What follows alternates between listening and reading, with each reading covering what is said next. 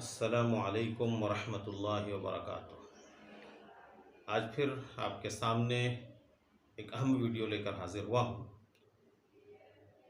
قبل اس کے کہ ویڈیو شروع ہو، آپ سے گزارش ہے کہ اگر آپ اس چینل میں نئے ہیں تو سبسکرائب کیجئے، شیئر کیجئے، دوسروں تک پہنچائیے اور بیل آئیکن کو دبانا نہ بھولیں تاکہ ہماری ویڈیو اپلوڈ ہوتے ہی آپ تک پہنچ جائے۔ آج جس بات کو ہم آپ کے سامنے لے کر آئے ہیں وہ ہے قومی پرچم کو سلامی دینا۔ 15 اگست قریب آ رہا ہے، خاص طور سے اس موقع سے یہ عمل ہوتا ہے۔ اب لوگوں کے ذہن میں یہ سوال گردش کرتا ہے کہ کیا جھنڈے کو سلامی دے سکتے ہیں یا نہیں دے سکتے۔ اسکول میں خاص طور سے اور دوسرے سرکاری ادارہ جات میں عمل ہوتا ہے، تو قومی جھنڈے کو سلامی دے سکتے یا نہیں دے سکتے، سلوٹ کر سکتے یا نہیں کر سکتے۔ اس تعلق سے آج گفتگو کی جائے گی، بات کی جائے گی۔ جھنڈے کے سامنے کھڑا ہونا یا سلام پیش کرنا ایک قومی یا فوجی عمل ہے، اس کی اجازت ہے۔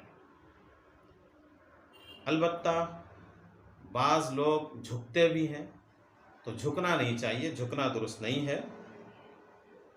لیکن اگر کوئی جھک جاتا ہے تو اس کو شرکیہ عمل تو نہیں کہا جائے گا، لیکن بہرحال وہ درست نہیں ہے۔ تو سلام کرنا اور اس کے احترام میں کھڑا ہونا یہ ایک فوجی، عملی اور سیاسی عمل آپ کہیں گے، اس کا تعلق شرک سے نہیں ہے، اس لیے اس کی اجازت ہے۔ چنانچہ ہندوستان کے 2 بڑے مفتیان کرام، حضرت مولانا مفتی کفایت اللہ صاحب رحمۃ اللہ علیہ اور حضرت مولانا مفتی عبد الرحیم صاحب لاجپوری رحمۃ اللہ علیہ، ان دونوں نے اپنے اپنے فتاوے میں، کفایت المفتی میں اور فتاوی رحیمیہ میں یہی بات کہی۔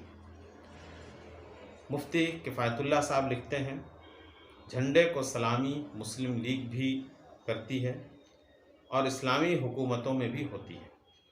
یہ ایک قومی عمل ہے، اس میں اصلاح ہو سکتی ہے، مگر مطلقاً اس کو مشرکانہ فعل قرار دینا صحیح نہیں ہے۔ مفتی عبد الرحیم صاحب لکھتے ہیں، یہ محض سیاسی چیز ہے اور حکومتوں کا طریقہ ہے۔ اسلامی حکومتوں میں بھی ہوتا ہے۔ بچنا اچھا ہے، اگر فتنے کا ڈر ہو اور باطل ناخواستہ کرنے کی ضرورت پڑے تو پھر اس کو کرنے میں کوئی حرج نہیں، مواخذہ نہیں ہوگا۔ ان دونوں بزرگوں کے فتاوے سے بات معلوم ہوئی کہ قومی جھنڈے کو سلامی دے سکتے ہیں، اس کے سامنے کھڑے ہو سکتے ہیں۔ آج کے لیے بس اتنا ہی، باقی اگلے ویڈیو میں، تب تک کے لیے اللہ حافظ۔